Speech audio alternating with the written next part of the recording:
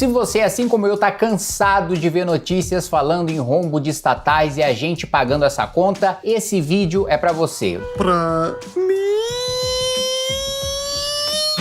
Desenhei a Lei de Responsabilidade Gerencial baseada numa ideia do Renan Santos para a gente acabar de uma vez com estatais ineficientes no nosso país. Aliás, vou começar esse vídeo lendo uma notícia aqui para vocês. Estatais do Brasil têm déficit recorde em 2024, diz Banco Central. Saldo negativo foi de 7 bilhões e 400 milhões de reais de janeiro a setembro deste ano, subiu 258% em relação a 2023. As estatais federais, estaduais e municipais do Brasil registraram déficit de 7,4 bilhões de janeiro a setembro de 2024. Esse é o maior déficit do período aí analisado pela série histórica que começou em 2012. Eu vou pedir pro editor. Ofende, mas não assassina o português. Um gráfico em relação ao déficit de todas as estatais, né? Fazendo a comparação aí das estatais estaduais, federais e municipais. E claro, as principais deficitárias são as estatais federais, e o outro tratando única e exclusivamente ali da soma, né, de todas as estatais juntas, né? Nós nunca tivemos um resultado tão ruim, mas isso pode acabar com a aprovação de um projeto que eu apresentei baseado numa ideia que o Renan teve numa live do MBL. Para você que acompanha vai saber do que eu tô falando. Se você não sabe, ou ainda se você escutou o Renan falando por cima, mas quer ver como esse projeto seria implementado na prática, fica aí que a gente vai falar sobre isso. Isso logo depois que você se inscrever no canal, clicar no sininho para receber as notificações, deixar o seu like, compartilhar esse vídeo e vambora lá falar do projeto de lei. O artigo 1º fala que essa lei complementar estabelece normas de responsabilidade gerencial para empresas públicas e sociedades de economia mista. São princípios da responsabilidade gerencial. Inciso 1º. Planejamento. As empresas devem elaborar planos estratégicos que estabeleçam metas claras e mensuráveis. Eficiência, transparência, prestação de contas. Eu não vou ler a definição de todos os conceitos aqui para não chatear vocês, né? Preguiça. Artigo 3º. É vedada a ocorrência de déficit orçamentário nas empresas públicas e sociedades de economia mista. Então, primeiro, uma proibição em relação a déficit, salvo algumas hipóteses excepcionais, que são o seguinte: parágrafo único. A fim de garantir a incorrência de déficit orçamentários, as empresas públicas e sociedades de economista deverão, inciso 1º, elaborar e aprovar um orçamento que assegure equilíbrio financeiro. Inciso 2º, monitorar continuamente a execução orçamentária, adotando medidas corretivas quando necessário. Artigo 4º.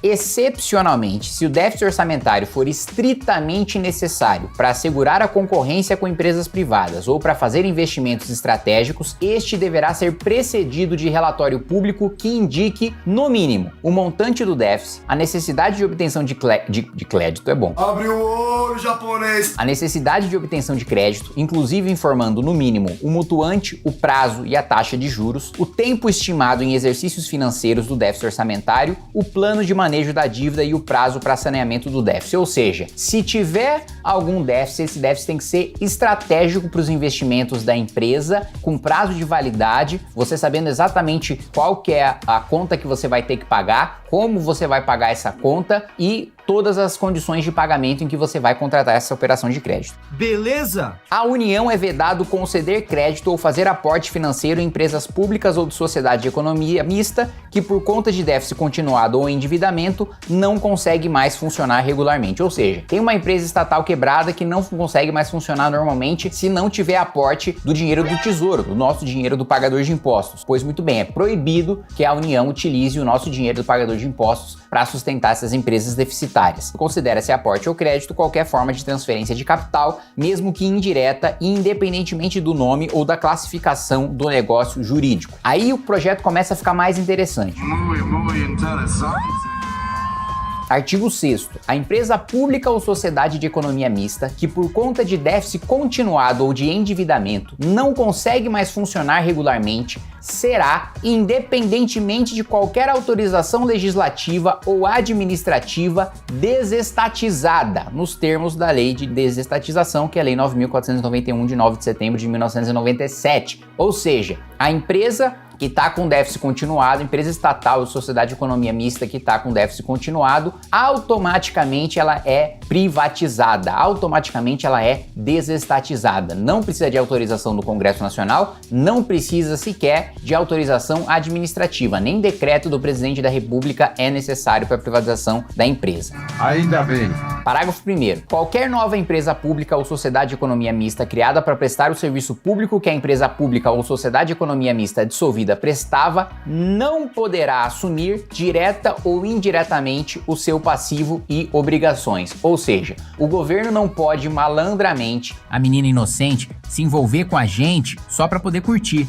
O governo não pode malandramente deixar uma empresa deficitária ser privatizada, ser desestatizada, né? Fazer com que essa empresa saia das mãos do governo e criar uma nova estatal que assuma as dívidas, que assuma os passivos da estatal antiga. Ou seja, o governo não pode fazer uma malandragem, né, para não acabar com a empresa estatal, só criar um novo nome e herdar todas as ineficiências e todas as dívidas da empresa passada. Parágrafo 2º. A desestatização ocorrerá em no máximo 1 ano da declaração da incapacidade e da continuidade das operações. A declaração de incapacidade de continuidade de operações será feita pelo Tribunal de Contas de ofício ou por provocação de qualquer interessado. Além da fiscalização exercida pelo Tribunal de Contas e de eventual controle interno do Poder Executivo, a empresa pública ou sociedade de economia mista que contrair crédito ou operar com déficit sujeitar-se-á a auditoria externa com periodicidade mínima anual e amplo escopo a fim de avaliar sua gestão financeira, patrimonial e administrativo, bem como sua eficiência, métodos de gestão e capacidade de continuar operando no curto, médio e longo prazo. Ao relatório da auditoria externa será dada ampla publicidade, ou seja, a gente quer blindar essa empresa estatal de divulgação de resultados fraudulentos, né? Ou seja, vai ter uma auditoria independente, privada, contratada por força de lei, em que essa empresa estatal vai ter que se sujeitar, todas as empresas estatais vão ter que se sujeitar, vão ter que divulgar esse relatório, impedindo que a empresa deixe de ser desestatizada por conta de fraudes ali cometidas na sua própria,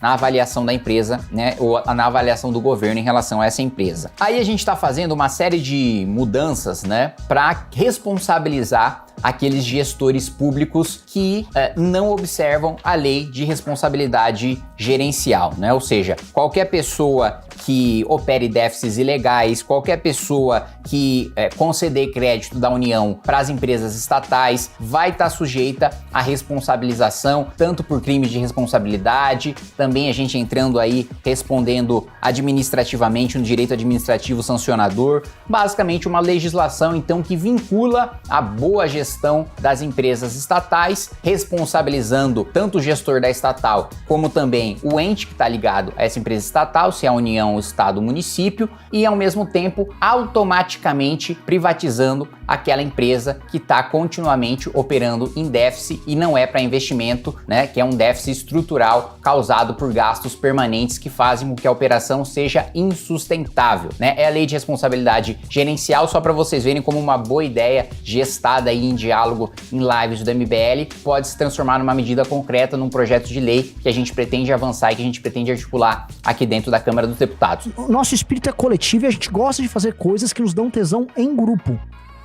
Essa frase é meio complicada, Nossa, né? Essa foi pra acabar, cara. Lembrando ainda para vocês que o meu mandato possui um canal ali do Discord para sugestões de projetos de lei, para você que tem uma boa ideia. Já existe lá umas diretrizes para você seguir no Discord. Muitas das ideias eu não posso apresentar porque precisa vir do Poder Executivo ou precisa ter uma fonte de financiamento que você já precisa apontar ali na hora de mandar a ideia do projeto. Todas as orientações já estão lá no canal do Discord. Se você tiver uma ideia de um bom projeto de lei, vários já foram avaliados, a gente apresentou aqui na Câmara dos Deputados. Você pode ingressar também no nosso canal de Discord e participar também dos nossos grupos de WhatsApp, em que a gente tem as divisões setoriais, inclusive de profissionais dos mais diversos setores que também discutem projetos que a gente apresenta aqui na Câmara dos Deputados. Valeu, um abraço!